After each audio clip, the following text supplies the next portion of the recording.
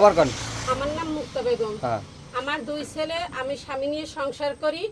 আমার এই দোকানটা বিগত 6 থেকে 7 বছর বয়স আমি দোকানটা চালাই। আমি এখানে বসে খাতা সেলাই করি, আমার ছেলে মেয়ের খরচা আছে ওইটাই আমি চালাই, খাতা সেলাই করি। কিন্তু হঠাৎ করে আমার অসুস্থ অবস্থায় আমি 2.5 মাস দোকান বন্ধ রাখছি। তারপর কিছু টাকা ছিল, ছেলে সুপারি বিক্রি করছে, ওই টাকা দিয়ে আমি আর কি মাল তুলছি। তোলার পর এক বস্তা মুড়ি ছিল 10 কেজি।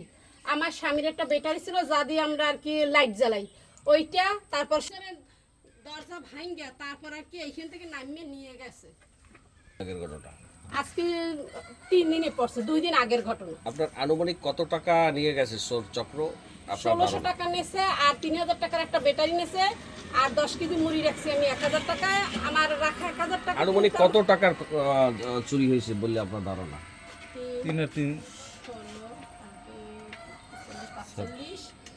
5500 টাকা। এই চুরির ঘটনার সাথে কেউ জড়িত আছে আপনার পরিচিত বা আপনি জানেন, এই ধরনের কোনো তথ্য আপনার না, কাছে আছে? আমার এই ধরনের কোনো তথ্য নাই, কারণ আমি এখানে বসি, একজন আসলে একটা জিনিস চাই আমি দিই, কিন্তু আমার কাছে এমন তথ্য নাই যে কেউ, আমি সবারই চিনি, কিন্তু কে কি করছে না করছে ওটা তার আমি জানি না। এ বিষয়ে থানা পুলিশ বা কোথাও কোনো অভিযোগ দাখিল করছেন কিনা? না, আমি কারো কাছে কিছু বলি নাই। স্বামী কাকা আইসে জিজ্ঞাসা করছে, বউ কি খবর? আমি তো কাকা এরকম আমার নিয়ে গেছে।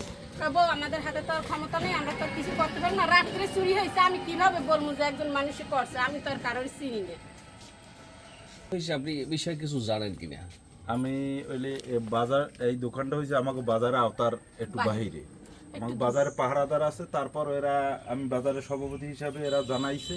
তাৎক্ষণিকভাবে আমি আসি দেখি পিছন থেকে বাইঙ্গিয়া একটা ব্যাটারি, 10 কেজি মুড়ি আর তার ছেলের সুপারি পাইয়া টাকা সংগ্রহ করে রাখছে, ওই টাকাটা নিয়ে আপনি গেছে। বাজারের সভাপতি হিসেবে আসলে মূলত কি ধারণা যে কারা বা কি করতে পারে এই ধরনের চুরি? আপনার কোনো ধারণা আছে কিনা? হ্যাঁ, ধারণা আছে। এই ধরনের কাজ মূলত যারা মাদক সেবন করে, যারা মাদকের সাথে জড়িত, এই পোলাপান। আর ইদানিং আমাদের এলাকায় মাদকের সংখ্যা আর কি, মাদকের খাওয়ার সংখ্যা অনেক। পোলাপানি মাদক সংগ্রহ করে, বেচা বিক্রি করে এবং খায়। এই ধরনের লোকজনই এই কাজ। আপনাদের বাজার কর্তৃপক্ষের কোনো উদ্যোগ আছে কিনা চোর নিয়ন্ত্রণে? চোর নিয়ন্ত্রণের উদ্যোগ আছে। আমরা সচেতনই একটা কমিটি গঠন করিয়া এই চোর নির্মূলের একটা ব্যবস্থা নিতে আছি।